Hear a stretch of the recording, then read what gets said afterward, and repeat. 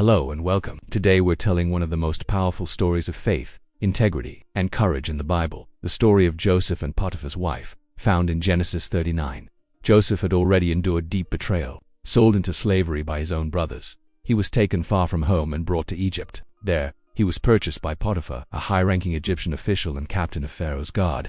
Though Joseph was a foreigner and a slave, he didn't give in to bitterness. He worked faithfully, and God's favor was with him. Everything Joseph did prospered, and Potiphar quickly noticed. Impressed by Joseph's wisdom and character, Potiphar made him the overseer of his entire household. Joseph was in charge of everything Potiphar owned.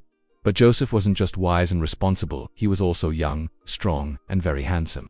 It wasn't long before Potiphar's wife took notice of him. Day after day, she tried to seduce him. She came to him repeatedly and said, "Lie with me." But Joseph refused. He told her, "My master has trusted me with everything. He's held nothing back from me except you, because you are his wife. How could I do such a wicked thing and sin against God?"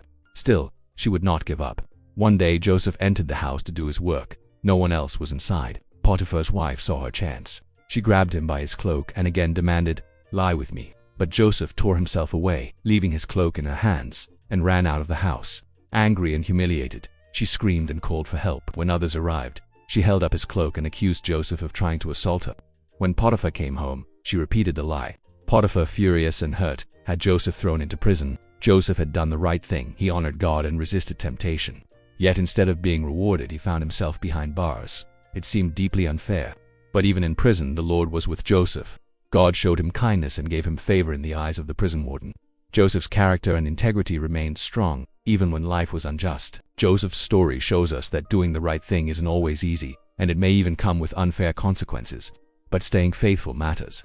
God sees everything, and in time, he honors those who walk in truth.